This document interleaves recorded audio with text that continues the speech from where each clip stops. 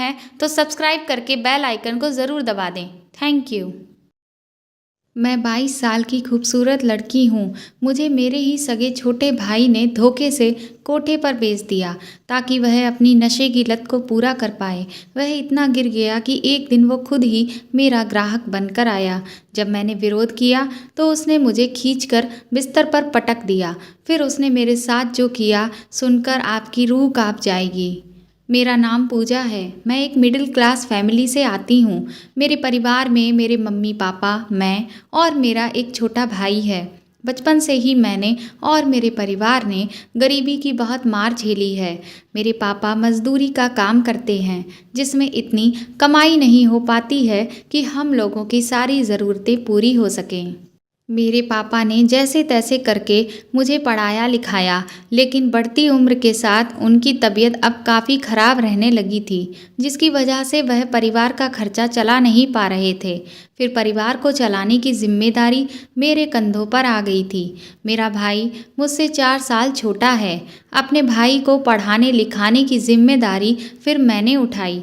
मुझे एक मॉल में नौकरी मिल गई थी जिससे मुझे इतनी तनख्वाह मिल जाती थी कि मैं अपने परिवार का गुजारा कर सकूं। मैं अपने भाई को बहुत प्यार करती थी। वह हमेशा से ही मेरी सारी बातें मानता था, लेकिन जैसे जैसे वह बड़ा होता जा रहा था वैसे वैसे वह काफ़ी ज़िद्दी होता जा रहा था। एक दिन जब मैं अपने मॉल से लौट रही थी तभी मुझे अपने घर से थोड़ी दूर पर एक ट्रक के पीछे से कुछ लड़कों की आवाज़ आई। लड़कों की आवाज़ सुनकर मैं थोड़ा सा घबरा गई और मैं जल्दी जल्दी चलने लगी क्योंकि रात हो चुकी थी और मुझे लगा कि पता नहीं यह लड़के कैसे हैं। अगर कहीं उन्होंने मुझे देख लिया तो कोई गलत हरकत ना करने लगें। लेकिन जैसे ही मैं तेज़ तेज़ चलने लगी तभी मुझे उन लड़कों में से एक लड़के की आवाज़ कुछ जानी पहचानी सी लगी और मेरे कदम खुद ब खुद उस ट्रक की तरफ बढ़ गए। मैं जैसे ही वहां पहुंची तो मेरे होश उड़ गए। उस ट्रक के पीछे कुछ लड़के बैठे हुए थे जिनमें से एक मेरा छोटा भाई भी था और वह सब वहाँ नशा कर रहे थे। यह देखकर पहले तो मैं घबरा गई, लेकिन फिर मुझे बहुत गुस्सा आया। मैंने अपने भाई पर हाथ चला दिया। मेरा भाई मुझे कहने लगा, दीदी तुम घर जाओ, मैं आ जाऊंगा। लेकिन मैंने उसकी एक बात नहीं सुनी और तुरंत ही उसका हाथ पकड़कर मैं अपने घर ले आई और उसे डांटने लगी। लेकिन मेरे भाई को अपनी गलती का एहसास होने की जगह वह मेरे ऊपर ही चिल्लाने लगा कि मैंने उसके दोस्तों के सामने उसकी बेइज्जती की है और फिर वह वहाँ से चला गया। मैं बहुत ज़्यादा परेशान हो गई। मुझे समझ ही नहीं आ रहा था कि आखिर यह सब कैसे हो गया। मेरा भाई इस बुरी संगत में कैसे पड़ गया। अगर मैं इस बारे में अपने मम्मी पापा को बताऊं तो उनका तो और भी बुरा हाल हो जाएगा। फिर मैंने ठंडे दिमाग से सोचा कि मैं अपने भाई को आराम से समझाऊंगी। अगले दिन सुबह मैं थोड़ा देर से नौकरी पर गई। मैंने अपने भाई के लिए उसका फेवरेट नाश्ता तैयार किया और फिर उसे उठाया। अपना फेवरेट नाश्ता देखकर वह बहुत खुश हो गया। फिर मैंने उसे अपने पास बिठाया और उसे प्यार से समझाया कि नशा करना बहुत बुरी बात है। वह बोला, दीदी मैं भी यह सब नहीं करना चाहता, लेकिन अब मुझे लत पड़ गई है।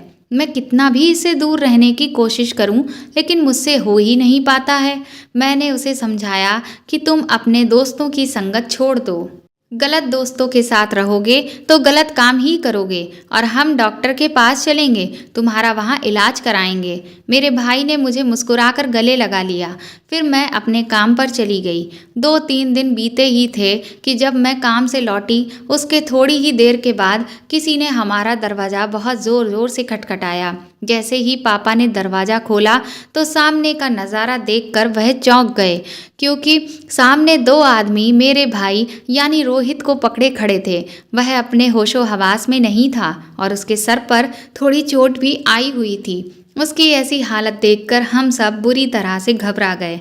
फिर जब पापा ने उनसे पूछा कि यह सब कैसे हुआ तो उन्होंने बताया कि आपका बेटा नशे में सड़क पर इधर उधर झूम रहा था और तभी एक गाड़ी से उसकी छोटी सी टक्कर हो गई। जिसकी वजह से चोट आ गई। नशे की बात सुनकर तो पापा को सदमा सा लग गया। पापा रोने लगे। वह बोले, हमारा बेटा गलत संगत में पड़ गया और हमें पता भी नहीं चला। हमने तुरंत ही उसे पास के दवा खाने में ले जाकर उसकी मरहम पट्टी कराई। पूरी रात हम सब बहुत परेशान रहे। अगली सुबह मेरे भाई को दोपहर तक होश आया। जब पापा ने उसे बताया कि कैसे उसे किस हालत में घर में लाया गया था, तो उसे अपने किए पर बहुत पछतावा होने लगा। मैंने भी उसे बहुत डांटा कि अभी मैंने तुम्हें कुछ दिन पहले समझाया था, लेकिन फिर भी तुम पर मेरी बातों का कोई असर ही नहीं हुआ। वह उसी दिन की तरह फिर से रोने लगा और बोला कि मैं कोशिश करता हूँ, लेकिन मुझसे हो ही नहीं पाता है। मैंने कहा कि तुम अपने दोस्तों की संगत क्यों नहीं छोड़ देते? तो वह बोला कि मेरे दोस्त बुरे नहीं हैं, बस वह भी मेरी तरह नशे की लत के शिकार हो गए हैं। धीरे धीरे दिन बीत रहे थे, लेकिन अब मैंने अपने भाई के दोस्तों की एक्टिविटीज़ पर ध्यान देना शुरू कर दिया था। मैंने देखा कि उसकी दोस्ती ज़्यादातर लफंगे लड़कों से थी, जो कि नशा करने के साथ साथ लड़कियों को भी गलत नज़र से देखते हैं, उनके साथ छेड़खानी करते। जब हम सब ने रोहित को बहुत समझाया तो उसने अपने दोस्तों के साथ उठना बैठना धीरे धीरे कम कर दिया। उनका जब भी फ़ोन आता तो वह अक्सर कोई बहाना बनाकर उन्हें मना कर देता। हमें लगा कि सब कुछ ठीक हो रहा है, लेकिन यह मेरी गलतफहमी थी। मैंने ध्यान दिया कि मेरे बैग से अक्सर थोड़े थोड़े रुपए गायब होने लगे थे। पहले तो मुझे ऐसा लगा कि शायद मैं ही पैसे खर्च करके या कहीं रख कर भूल जाती हूँ, लेकिन जब ज़्यादा पैसे गायब होने लगे तब मुझे शक हुआ, और जब मैंने नज़र रखी तो जो देखा उस पर मुझे यकीन नहीं हुआ। मेरे बैग से पैसे मेरा भाई ही चुरा रहा था। जब मेरा भाई पैसे चुरा कर घर से बाहर निकला तो मैंने उसका पीछा किया, और फिर मैंने देखा कि वह पैसे लेकर अपने उन्हीं लफंगे दोस्तों के पास गया। उसने अपने दोस्तों में से एक लड़के को वह पैसे पकड़ाए और उसके सामने रोने लगा कि प्लीज़ अब तो मुझे वह नशे का पैकेट दे दो, इससे ज़्यादा पैसे मैं नहीं ला सकता। मेरी दीदी बहुत मेहनत करके यह पैसे कमाती है, लेकिन मैं मजबूर हूँ, इसीलिए यह पैसे चुरा रहा हूँ। रोहित की बात सुनकर उसके दोस्त उसका मजाक उड़ाने लगे और बोले, चल तू भी क्या याद रखेगा कि क्या दोस्त मिले थे, तुझे इतने पैसों में ही हम मजे कराते हैं। जब रोहित घर आया और मैंने उससे चोरी की बात कही तो वह फिर से रोने लगा। वह बोला कि मुझे नशे की तलब सी लगती है और इसके लिए मुझे पैसे चुराने पड़ते हैं। मैं यह सब करना नहीं चाहता हूँ, लेकिन मेरी हालत बुरी तरह से खराब हो जाती है। ऐसा लगता है कि जैसे मेरा दम घुट रहा है, मेरे हाथ पैर कांप रहे हैं। अगले दिन मैं रोहित को लेकर एक डॉक्टर के पास गई। डॉक्टर ने कहा कि इसका इलाज है, लेकिन इलाज बहुत महंगा था। अब तो मुझे समझ ही नहीं आ रहा था कि मैं घर चलाने के साथ साथ अपने भाई का इतना महंगा इलाज कैसे कराऊं, क्योंकि पापा की भी तबीयत अक्सर ख़राब रहती है, जिसकी वजह से वह भी कोई काम नहीं कर पाते और बहुत से पैसे उनके इलाज में भी चले जाते हैं। फिर मैंने सोचा कि मैं मॉल में नौकरी करने के साथ साथ कुछ बच्चों को ट्यूशन पढ़ाना शुरू कर देती हूँ। मैंने ट्यूशन पढ़ाना शुरू कर दिया और अपने भाई का इलाज भी शुरू करवा दिया। मैंने अपने भाई को भी समझाया कि तुम अब सिर्फ अपनी पढ़ाई पर ध्यान दो। खैर, उसने भी मेरी बात का मान रखा और धीरे धीरे खुद में सुधार करने लगा। अगले हफ्ते मेरे भाई का बर्थडे था। मैंने सोचा कि मैं उसे एक शर्ट गिफ्ट में दूं। उसका गिफ्ट खरीद कर मैं शाम को ही ले आई। अगले दिन सुबह जब मैंने उसे सरप्राइज़ दिया तो वह बहुत खुश हो गया और मेरे गले लगकर बोला, दीदी आप इस दुनिया की सबसे अच्छी बहन हो। जब शाम हुई तो उसने मुझसे कहा कि आज मेरे दोस्त मुझसे मेरे बर्थडे की पार्टी मांग रहे हैं। मैंने उसे मना किया कि तुम उन लफंगे दोस्तों के साथ कोई पार्टी नहीं करोगे। तो वह कहने लगा कि उन्हें अब अपनी गलती का एहसास हो गया है और वह कह रहे हैं कि अब वह भी सुधर गए हैं और इसीलिए वह मुझसे माफ़ी भी मांग रहे हैं और मेरे साथ मेरा जन्मदिन मनाना चाहते हैं। रोहित बोला, दीदी आपने मुझे भी तो एक मौका दिया है, तो मेरे दोस्तों को भी एक मौका दीजिए। मैंने सोचा कि आज इसका जन्मदिन है तो आज मैं इसकी बात ना टालूं, इसलिए मैंने उसे कुछ पैसे दिए और उसे जाने दिया। करीब 1 घंटे के बाद मेरा फ़ोन बजा। जैसे ही मैंने फ़ोन उठाया तभी एक लड़के की आवाज़ आई जिसने कहा, पूजा दीदी, रोहित का एक्सीडेंट हो गया है, आप तुरंत चौराहे के पास वाली दुकान पर आ जाएं। रोहित के एक्सीडेंट की बात सुनकर मैं बुरी तरह से हड़बड़ा गई। मुझे यह होश ही नहीं रहा कि मैं किसी से कुछ कहूँ। मैं सीधा अपना बैग उठाकर भागती चली गई। मैं जैसे ही चौराहे के पास वाली दुकान पर पहुंची, वहाँ रोहित के दोस्त मेरा पहले से ही इंतजार कर रहे थे। मैं बुरी तरह से रोने लगी तो वह बोले कि हमने उसे अस्पताल में एडमिट कर दिया है, आप हमारे साथ चलिए। मैं तुरंत ही उनकी गाड़ी में बैठ गई। जैसे ही मैं उनकी गाड़ी में बैठी, उन्होंने मेरा मुंह किसी चीज़ से कसकर दबा दिया और उसके बाद मुझे होश ही नहीं रहा। जब मुझे होश आया तो मेरे सर में बहुत दर्द हो रहा था और मैं एक बंद कमरे में थी जिसमें सिर्फ एक रोशनदान से हल्की रोशनी आ रही थी। मैंने देखा कि कमरा बाहर से बंद था। मैं बहुत चिल्लाई, बहुत रोई, लेकिन किसी ने भी दरवाज़ा नहीं खोला।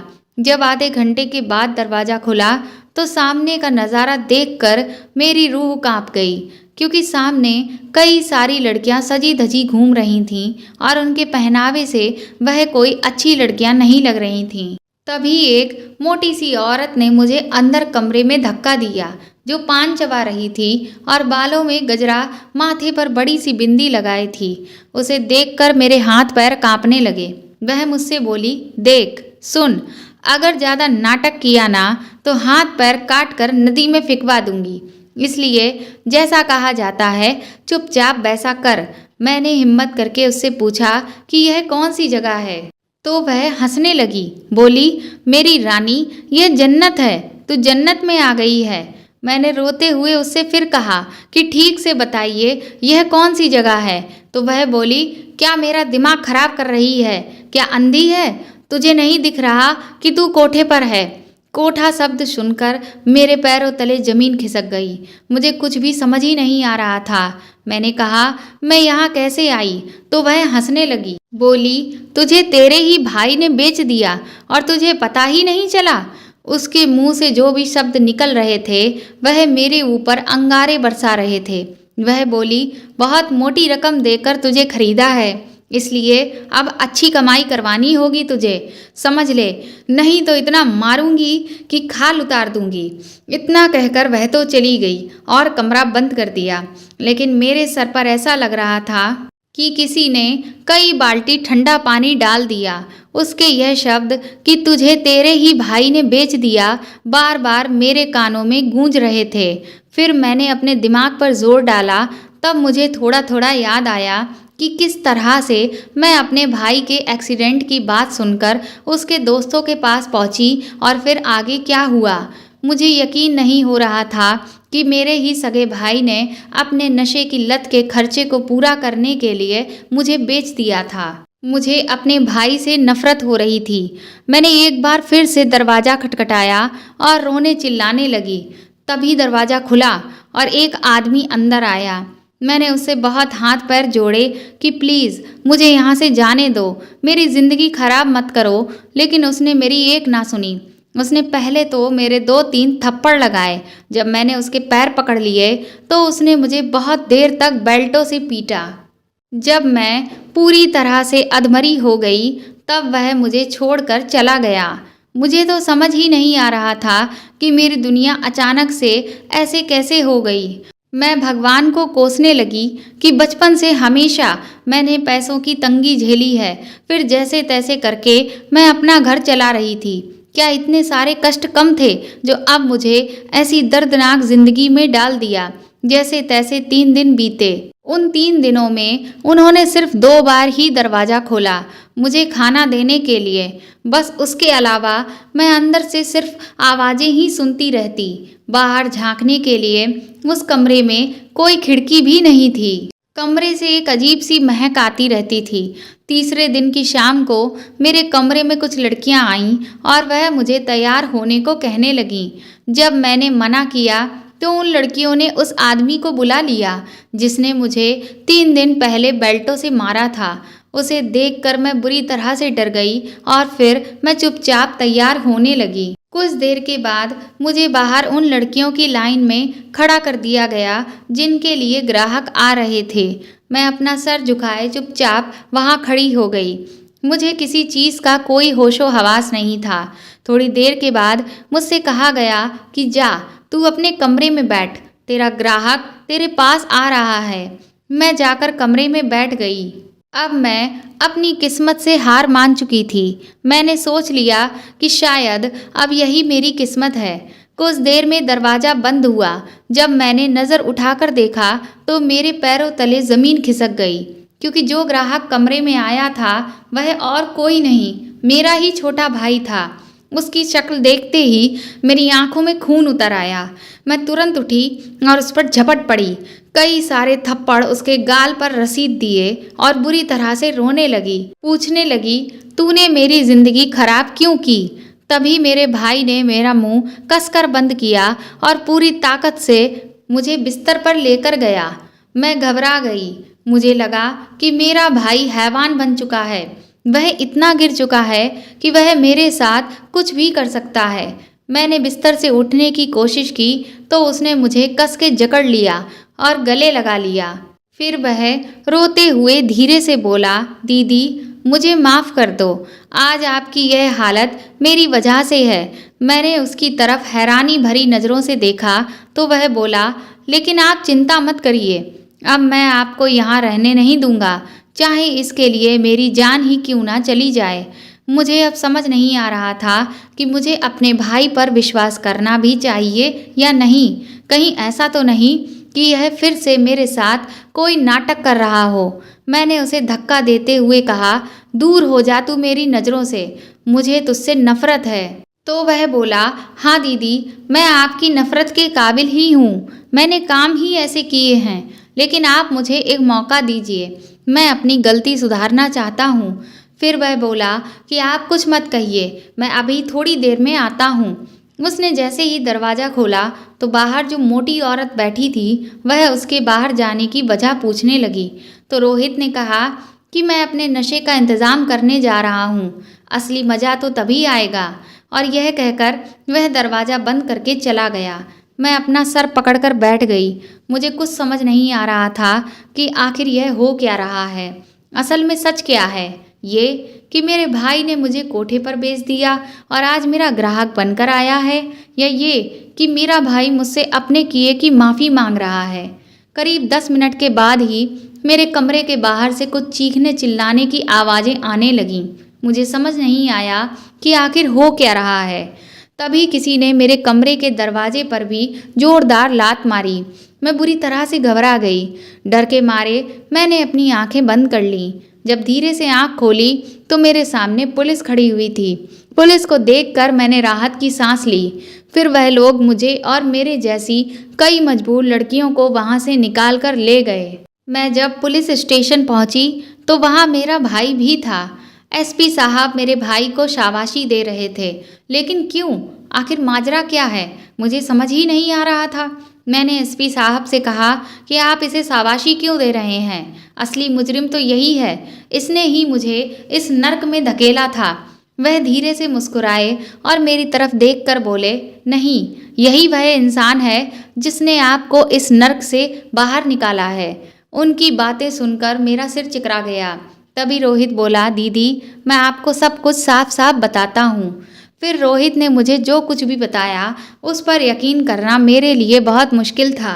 रोहित बोला, दीदी उस दिन मैंने अपने दोस्तों को दोस्ती का दूसरा मौका देकर जीवन की सबसे बड़ी गलती की थी। वह अपने किए पर शर्मिंदा नहीं थे, बल्कि मुझे धोखा देने वाले थे। उस दिन जब मैं उनके साथ अपना जन्मदिन मनाने पहुंचा तो उन्होंने मुझे कोल्ड ड्रिंक में कुछ मिलाकर बेहोश कर दिया और फिर आपको फ़ोन पर झूठ कह दिया कि मेरा एक्सीडेंट हो गया है। उन्हें पता था कि मेरे एक्सीडेंट की बात सुनकर आप बिना सोचे समझे भाग कर चली आएंगी, और वही हुआ। और उसके बाद उन्होंने आपको बेहोश करके एक मोटी रकम के बदले उस कोठे पर बेच दिया और कोठे वाली से कह दिया कि वो आपको यही बताए कि आपके भाई ने ही आपको बेचा है। मुझे उन्होंने नशे के इंजेक्शन भी दिए, इसीलिए मुझे 2 दिन के बाद होश आया। लेकिन जब मैं होश में आया तो मुझे कुछ भी ठीक से याद ही नहीं आ रहा था। घर में मम्मी पापा इस बात से बहुत परेशान थे कि आखिर आप एकदम से कहाँ गायब हो गईं। हमने पुलिस में रिपोर्ट भी दर्ज कराई, लेकिन आपका कुछ भी पता नहीं चल रहा था। हम सब बहुत परेशान थे। हमें समझ ही नहीं आ रहा था कि आप हमें छोड़कर ऐसे कहीं क्यों चली गईं। फिर मैंने अपने उन दोस्तों को बहुत महंगी पार्टीज करते हुए देखा तो मुझे शक हुआ कि इतना पैसा अचानक से इन लोगों के पास कैसे आया। इसलिए उन दोस्तों में से एक को मैंने अपने साथ लेकर गया और उसे नशे का लालच देकर जब पूछा तो उसने नशे की हालत में सब कुछ बता दिया। उसने यह भी बताया कि उन लोगों ने आपको कहाँ पर बेचा था। मैंने तुरंत ही जाकर यह बात पुलिस में बता दी और हमें एसपी साहब का धन्यवाद करना चाहिए। उन्होंने तुरंत एक्शन लिया और मेरे दोस्तों को गिरफ्तार करके सारी डिटेल निकलवा ली। हम किसी भी तरह का कोई रिस्क नहीं लेना चाहते थे, इसीलिए सर ने कहा कि पहले उस कोठे पर मैं ग्राहक बन के जाऊं ताकि मैं यह पक्का कर सकूं कि आपको इसी कोठे पर बेचा गया है या नहीं, और इसीलिए मैं वहां ग्राहक बनकर आया था। अपने भाई की बात सुनकर मैं फूट फूट कर रोई और मैंने उससे माफ़ी मांगी कि मैंने उसे गलत समझा। मुझे तो यही लग रहा था कि नशे की लत को पूरा करने के लिए उसने मुझे कोठे पर बेच दिया। रोहित ने कहा, दीदी इसमें आपकी कोई गलती नहीं है, गलती मेरी है। मैं नशे में इतना अंधा होता चला जा रहा था कि सही और गलत इंसान की पहचान ही नहीं कर पा रहा था। आपने तो मुझे उन लड़कों से दूर रहने को कहा था, पर मैं नहीं माना, लेकिन उसकी सज़ा आपको मिली। आज आप जिस हाल में पहुंची उसकी वजह मैं ही था। आप मुझे माफ़ कर दीजिए। मैं आपसे वादा करता हूँ कि आज के बाद मैं किसी भी तरह के नशे को हाथ तक नहीं लगाऊंगा और एक अच्छा इंसान बनकर दिखाऊंगा। हम दोनों भाई बहन ने एक दूसरे के आंसू पोंछे। जब मैं घर पहुँची तो मम्मी पापा भी बहुत खुश थे। मैंने भगवान को धन्यवाद दिया कि उन्होंने मेरी ज़िंदगी बर्बाद होने से बचा ली। मेरा भाई भी अब सुधर चुका था और सिर्फ अपनी पढ़ाई पर ही ध्यान देने लगा था।